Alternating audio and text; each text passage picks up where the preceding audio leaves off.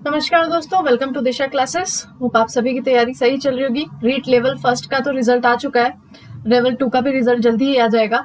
और आप लोगों का जिनका सिलेक्शन हुआ है उनको बहुत बहुत बधाई हो। और साइकोलॉजी में से काफी सारे स्टूडेंट बोल रहे थे कि जो हमने कंटेंट तैयार किया था, जो पढ़ा था, उसमें से उनको काफी हेल्प हुई है और बहुत सारे सवाल उसमें से आए थे। तो अभी ऐसा तो है नहीं कि दोबारा से रीट का पेपर नहीं होगा, या फर्स्ट ग्रेड नहीं होगी, या सेकेंड ग्रेड नहीं होगा, या सीटेट का पेपर नहीं होगा। सारे पेपर अभी और भी होने बाकी हैं। जो न्यू स्टूडेंट है उनके लिए भी है कि आप लोग साइकोलॉजी को अच्छे से पढ़ें, ताकि आपको फर्स्ट ग्रेड, सेकंड ग्रेड, या आप जिस भी शिक्षक प्रतियोगी भर्ती परीक्षा की तैयारी कर रहे हैं उसके लिए आपको काम आ सके। तो हम लोगों ने देखा था मनोविज्ञान क्या है, मनोविज्ञान का अर्थ क्या है, उसकी विशेषता क्या है, प्लस उसकी प्रकृति क्या है, और उसकी कुछ शाखाओं के बारे में जिक्र किया था। उसी शाखाओं के अंतर्गत हमने देखा कि शिक्षा मनोविज्ञान एक शाखा के अंतर्गत है, और उसका उद्गम कहाँ से हुआ, किस प्रकार से वो स्टार्ट हुई थी। तो अभी उसका हिस्ट्री पढ़ना बाकी है हमारा, कि किस तरीके से कार्ल सेनिक आए, बी एफ स्किनर आए। हिस्ट्री हमने बाकी है, कैसे अरस्तु ने शिक्षा पद्धति दी, रूसो ने शिक्षा पद्धति दी। लेकिन उससे पहले जो हमने देखा था कि शिक्षा मनोविज्ञान एग्जैक्टली है क्या।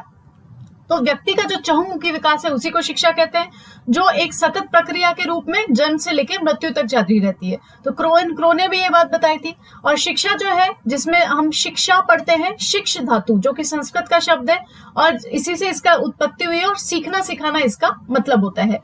इंग्लिश की बात करेंगे तो किस तरीके से होगा, एडुकेशन, जो कि एक लैटिन भाषा का शब्द है।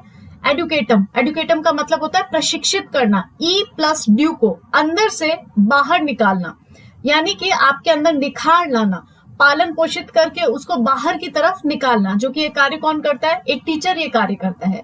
हमने दो पद्धतियां भी पढ़ी। जो प्राचीन काल में पद्धति चलती थी वो द्विमुखी शिक्षा थी, 2D जो थी वो एजुकेशन थी, जिसमें एक शिक्षक था और दूसरा शिक्षार्थी था। और शिक्षा जो थी वो पूरी तरह शिक्षक केंद्रित थी। और ये कथन किसका है, जॉन एडम्स का है। फिर हमने देखा कि आधुनिक काल में शिक्षा किस प्रकार की हो गई है, 3D। अभी तो वास्तविकता में 5D चल रहा है, लेकिन अभी अगर हम बात करें एग्जामिनेशन के अकॉर्डिंग, साइकोलॉजी के सिलेबस के अकॉर्डिंग, तो त्रिमुखी शिक्षा, 3D शिक्षा, जिसमें शिक्षक है, शिक्षार्थी है, और क्या है इंपॉर्टेंट, पाठ्यक्रम।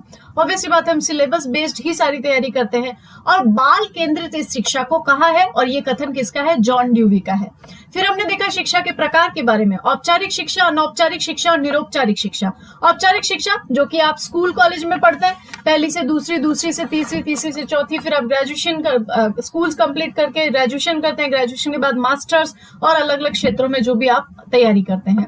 अनौपचारिक शिक्षा किस प्रकार की थी, अचानक से शिक्षा मिल जाए। औपचारिक में समय निश्चित था और उसका जो एक उद्देश्य था निश्चित था। इसके अंदर कोई समय निश्चित नहीं होता है, और उद्देश्य भी ऐसा नहीं था कि शिक्षा देना ही उद्देश्य था। अचानक से आपको ना तो उद्देश्य निश्चित है और ना ही समय निश्चित है। शिक्षा प्राप्त होना सिनेमा से, सड़क पे चलते हुए, घर में बड़े बुजुर्गों से, या किसी की कही हुई बात से शिक्षा प्राप्त होना। तो ये किस में आएगी, अनौपचारिक में। निरौपचारिक किस प्रकार की थी, किसी भी वजह से आपकी पढ़ाई में व्यवधान उत्पन्न हो गया, अब पुनः आप उसको स्टार्ट करना चाहते हैं, या फिर आप कॉलेज में पढ़कर नहीं कर पा रहे हैं, आपने दूरस्थ शिक्षा ली है, डिस्टेंस एजुकेशन से आप अपनी शिक्षा लेना चाहते हैं, तो प्राइवेट एजुकेशन से आप शिक्षा लेना चाहते हैं, खुला विश्वविद्यालय कोटा खुला से आप शिक्षा लेना चाहते हैं। तो इसके अंदर क्या है कि इसका जो उद्देश्य है वह तो निश्चित है, बट परिस्थिति निश्चित नहीं है। तो ये किस प्रकार की शिक्षा हो गई, निरौपचारिक शिक्षा हो गई।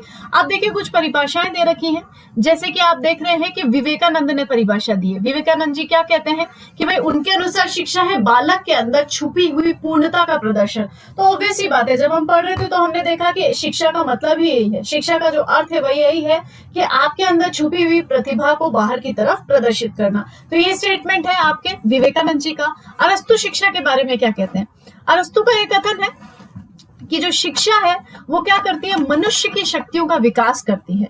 शिक्षा क्या करती है, मनुष्य की शक्तियों का विकास करती है। पूरी स्लाइड दिख रही है आपको, थोड़ा सा इसको ऊपर कर देती हूँ। मनुष्य की शक्तियों का विकास करती है, और विशेष रूप से कौन सी शक्ति का विकास करती है, मानसिक शक्ति का विकास करती है। जब हम मनोविज्ञान पढ़ रहे थे तो हमने दो चीजें पढ़ी थी, संक्रिया प्लस क्रिया। किस प्रकार का व्यवहार है, ये मानव का व्यवहार है। वास्तविकता में अगर हम देखते हैं तो शिक्षा मनोविज्ञान है क्या, व्यवहार का शुद्धिकरण है। और व्यवहार का शुद्धिकरण किस प्रकार से, सोच तो बहुत सारी है दिमाग के अंदर। जब एक बालक जन्म लेता है, फिर वो अपने आसपास की परिस्थितियों को देखता है, जिस परिस्थिति में वो रहता है उसी हिसाब से उसका जो भी चाल चलन, जो भी उसका सारी शिक्षा होती है उसी के अकॉर्डिंगली चलता है वो। तो मानसिक रूप से जो है विकास करने का जो कार्य करती है वो कौन करती है? शिक्षा करती है।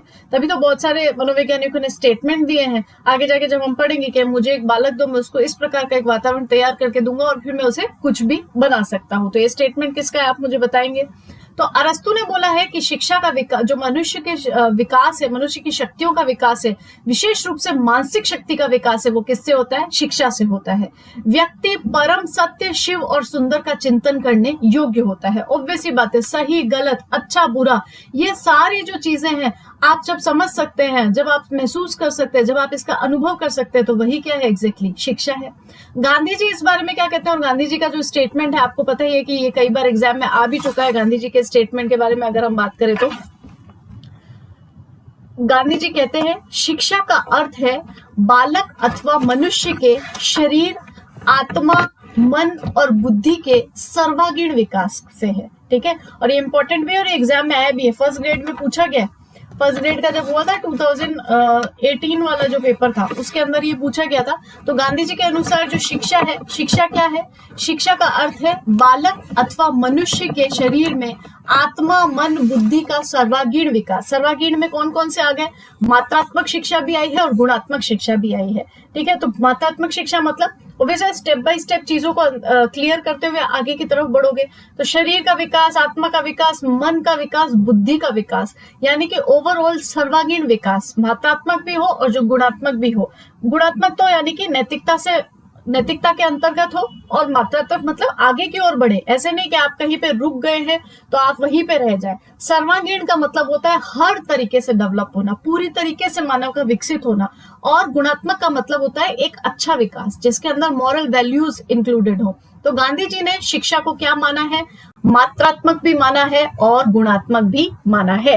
ठीक है, क्लियर। अब रविंद्रनाथ टैगोर क्या कहते हैं? रविंद्रनाथ टैगोर कहते हैं, शिक्षा उस दीपक के समान है जो स्वयं प्रज्वलित होता है और दूसरों को प्रज्वलित करता है। ये भी एग्जाम में पूछा गया, ये मैंने स्टार लगा रखा है, इसका मतलब ये परिभाषा भी इंपॉर्टेंट है। तो जब हम देखते हैं जीवन के समस्त पहलुओं के बारे में कि सम और सुडौल बनाने का कार्य कौन कर रहा है? शिक्षा कर रही है। जब हम जीवन के समस्त पहलुओं को देखते हैं तो हम देखते हैं कि उसको एक समान रूप से तैयार करना, उसको सुडौल बनाना। अब सुडौल का मतलब ये मत लीजिएगा कि सिर्फ शारीरिक रूप से अच्छा दिखना। एक व्यक्ति की अगर हम बात करें, एक व्यक्तित्व के लिए हम अगर बात करें तो उसके अंतर्गत सभी गुणों का होना आवश्यक है। व्यक्तित्व का जो विकास है, चहुमुखी विकास जब होगा किसी भी व्यक्ति का, जब चारों तरफ से विकास होता है, वही एग्जैक्टली क्या होती है? उसके अंतर्गत शिक्षा होती है। अदरवाइज शिक्षा सिर्फ अकेले सिर्फ ये कि क्लास पहली की पढ़ाई करी, एग्जाम दिया, आगे बढ़ गए, सिर्फ इसका कोई महत्व नहीं है। आपके अंदर नैतिक गुण भी उतने ही होने जरूरी है, बिकॉज जो विकास होता है वो तो इसी पे आधारित है। आपके अंदर नैतिक वैल्यू होगा और चारित्रिक गुण भरपूर होंगे, तभी आप क्या कर पाएंगे? अच्छे से विकास कर पाएंगे।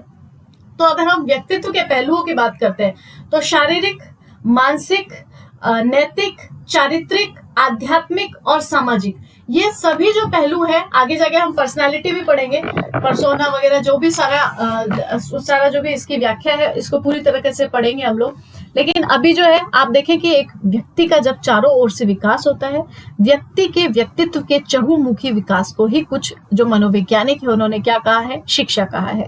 और हर्बर्ट स्पेंसर नाम के जो मनोविज्ञानी है, शिक्षा मनोविज्ञानी, वो क्या कहते हैं कि नैतिक पहलू पर बहुत ज्यादा जोर देना जरूरी है, क्योंकि अच्छे चारित्रिक विकास की जब आपकी नींव रखी जाएगी तभी वो क्या होगी? एक अच्छी शिक्षा आपको होगी। तो इसमें मानसिक पहलू पे इन्होंने बहुत ज्यादा जोर दिया है ना, मानसिक पहलू पे बहुत जोर दिया है। और मानसिक रूप से आप जब स्ट्रांग बनेंगे, आपके अंदर नैतिकता होगी, चारित्रिक गुण होंगे, तभी तो आप आगे बढ़ पाएंगे। तो ये कुछ विशेषताएं और कुछ इंपॉर्टेंट परिभाषाएं थी जो एग्जाम में पहले पूछी गई हैं। जैसे रूसो क्या कहते हैं कि जीवन ही शिक्षा है। संपूर्ण व्यक्ति जो अपने पूरी जिंदगी, जन्म से लेकर मृत्यु तक की जो व्यवस्था, सतत चलने वाली क्रिया को जीता है, वही एग्जैक्टली क्या है? शिक्षा है। यानी कि आपके जीवन में जो कुछ घटित हो रहा है, जो आप अनुभव प्राप्त कर रहे हैं, वही एग्जैक्टली क्या है? शिक्षा है। जैन दर्शन क्या कहता है? जैन दर्शन कहता है शिक्षा वह है जिससे मोक्ष की प्राप्ति होती है। आप जो भी ज्ञान लेते हैं, धर्म संबंधी ज्ञान लेते हैं या अन्य इस प्रकार का ज्ञान लेते हैं, वो इस प्रकार का होना चाहिए कि ये थोड़ी आदर्शवादिता की बात करते हैं कि आत्मा का परमात्मा से मिलन यानी कि मोक्ष की प्राप्ति होनी चाहिए। बौद्ध दर्शन क्या कहता है कि शिक्षा वह है जो निर्वाण दिलवाए। एग्जैक्टली इसका मीनिंग वही है, बस शब्द बदल गया है। जैन धर्म में मोक्ष की बात की गई, यहाँ पे निर्वाण की बात की गई है। तो निर्वाण का मतलब भी वही होता है जब आपकी आत्मा जो है वो परमात्मा से मिलन होती है, तो आपके अंदर कोई किसी भी प्रकार का बोझ ना हो।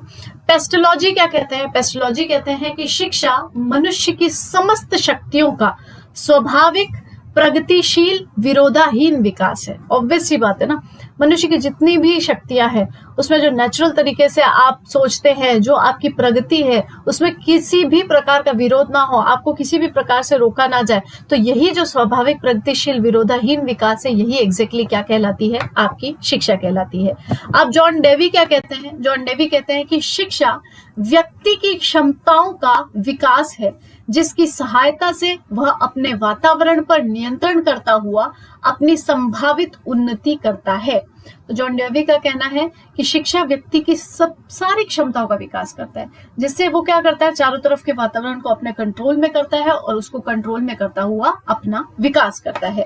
तो ये किसकी परिभाषा हुई? जॉन डेवी की परिभाषा। अब कुछ और महत्वपूर्ण परिभाषाएं हैं, जैसे कि B.F. स्किनर ने 2 परिभाषाएं दी है। स्किनर कहते हैं कि शिक्षा मनोविज्ञान की वह शाखा है जो किस पे जोर देती है? सीखने और सिखाने। मैंने आपको बताया था कि इसका मतलब ही यही है, सीखना, सिखाना, पढ़ना, पढ़ाना। सीखना क्या है? एक विज्ञान है, और सिखाना क्या है? एक कला है। आप लोग जो पढ़ रहे हैं एक साइंटिफिक तरीके से पढ़ रहे हैं, और मैं जो पढ़ा रही हूँ वो एक आर्ट के रूप में पढ़ा रही हूँ, ताकि आप लोगों को अलग अलग तरीके से, किसी को पीडीएफ, वैसे पीडीएफ से समझ आता है टाइपिंग वाली, किसी को हैंड रिटन नोट्स चाहिए, किसी को सवाल चाहिए, किसी को सिर्फ ऑब्जेक्टिव से पढ़ना है, किसी को लाइव सेशन से पढ़ना है। तो हर चीज को इंक्लूड करते हुए ये पढ़ना क्या कहलाएगा? B.F. स्किनर की नजरों में यही शिक्षा है, और मनोविज्ञान की इसी शाखा के अंतर्गत उसने शिक्षा मनोविज्ञान को पढ़ा है। दूसरी परिभाषा में वह क्या कहते हैं कि शिक्षा मनोविज्ञान शैक्षिक परिस्थितियों में विद्यार्थी के व्यवहार का अध्ययन करती है, जिसका संबंध शिक्षण व अधिगम से होता है। ऑब्वियस सी बात है, एक शैक्षणिक स्कूल के अंदर एक माहौल होगा जिसमें समझा जाए कि एग्जैक्टली ये बच्चा क्या पढ़ना चाह रहा है। छोटी क्लासेस में तो सारे सब्जेक्ट्स पढ़ाए जाते हैं, फिर धीरे धीरे आपको वातावरण दिया जाता है जिससे आप तय कर सके कि 10th के बाद में आपको क्या सब्जेक्ट लेना है। तो शिक्षण से इसका संबंध है और आपकी लर्निंग प्रोसेस इससे जुड़ी हुई है। तो एग्जैक्टली यही वह अपनी परिभाषा में कहना चाह रहा है कि पहली चीज तो ये क्या है? सीखने सिखाने की कला है, और दूसरी चीज व्यक्ति के व्यक्तित्व का, आसपास के वातावरण का, शैक्षणिक वातावरण का इस पे प्रभाव पड़ता है, और इसी से वो जो है शिक्षण से प्रक्रिया से मिलते जुलते ही अपना क्या कर पाता है? लर्निंग यानी कि अधिगम कर पाता है, अपना अधिगम का जो प्रोसेस है वो पूर्ण कर पाता है।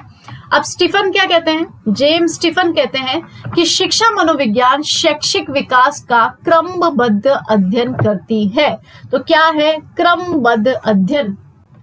क्रम से अध्ययन करना, ठीक है। स्टीफन में स्टेप्स है, स्टेप्स जो है उसके अंदर ये क्या कहना चाह रहे हैं कि शैक्षिक विकास का क्रमबद्ध अध्ययन। तो जहां पे क्रमबद्ध आए, किसकी बात हो रही है? स्टीफन की बात हो रही है। क्रमबद्ध अध्ययन करना शैक्षिक विकास का कौन कह रहा है? J.M. स्टीफन कह रहा है। ट्रो क्या कहते हैं? एक मनोविज्ञानी है जिनका नाम है ट्रो। शिक्षा मनोविज्ञान शैक्षिक परिस्थितियों में मनोविज्ञानिक पक्षों का अध्ययन करने वाला विज्ञान है। ट्रो से क्या साउंड हो रहा है? ट्री। तो ऑब्वियस ही बात है, एक पेड़ क्या है? एक विशेष प्रकार की परिस्थिति में पनपता है, वैज्ञानिक रूप से उसको खाद पानी सब दिया जाता है। तो विज्ञान की बात हो रही है, और बात हो रही है शिक्षा मनोविज्ञान की। तो शिक्षा मनोविज्ञान भी एक ऐसे प्रकार का पेड़ है जो शैक्षिक परिस्थितियों के अंदर मनोवैज्ञानिक पक्षों का अध्ययन करने वाला विज्ञान है, ठीक है। और एक इंपॉर्टेंट व्यक्ति जिनका नाम है क्रो एंड क्रो, उनकी परिभाषा हम कई बार पढ़ चुके हैं कि वह शिक्षा मनोविज्ञान किस प्रकार की प्रक्रिया है? जन्म से लेकर वृद्धावस्था तक चलने वाली प्रक्रिया है, जो अनुभव से आती है, वर्णन व्याख्या से आती है, शैक्षिक व्यवहार के अध्ययन से रिलेटेड है। तो ये कुछ इंपॉर्टेंट परिभाषाएं थी जो पुराने एग्जाम्स में पूछी गई है। और भी बहुत सारी परिभाषाएं हैं, उनको इंक्लूड कर देंगे। कल हम देखेंगे कि शिक्षा मनोविज्ञान का इतिहास क्या था। आप अगर स्टेप बाय स्टेप सारी क्लासेस देखेंगे तो आपका पूरा सिलेबस कवर हो जाएगा। तो प्लीज दिशा क्लासेस का जो चैनल उसको सब्सक्राइब कर लो, ताकि आप लोगों को फ्री में सारी चीजें मिल सके। क्योंकि इतने दिन तक तो आप बोल रहे थे कि क्लास नहीं ले रहे, अब जब क्लास हो रही है तो आप लोगों का भी फर्ज बनता है कि इसको स्टेप बाय स्टेप पढ़ो, ताकि आगे जो ऑब्जेक्टिव वाले सवाल आपको कराए जाए तो एग्जैक्टली आपको आंसर पता हो, और एक्सप्लेनेशन में मुझे भी बहुत ज्यादा समय ना देना पड़े। तो चलिए अब कल मिलते हैं कि शिक्षा मनोविज्ञान का इतिहास क्या था और कुछ और महत्वपूर्ण बातें। उसके साथ ये जो शिक्षा मनोविज्ञान का है, कल इसका जो पूरा है कि भाई अर्थ प्रकृति वाला टॉपिक कंप्लीट कर लेंगे और फिर परसों वापस से अगला टॉपिक स्टार्ट करेंगे। बहुत सारी चीजें बाकी है, सिद्धांत पढ़ने, संप्रदाय पढ़ने, क्योंकि वहीं से सवाल जनरेट होंगे। फिर इंपॉर्टेंट जो टीचिंग एड्स वगैरह, बाकी सारा भी संवेदनाएं, संवेग, बाल विकास की प्रवृत्ति, ये सारी चीजें हमने पढ़नी बाकी है। तो जल्दी जल्दी पढ़ो, साथ में पढ़ो ताकि आपका भी कवर हो सके। चलिए, गुड नाइट, धन्यवाद।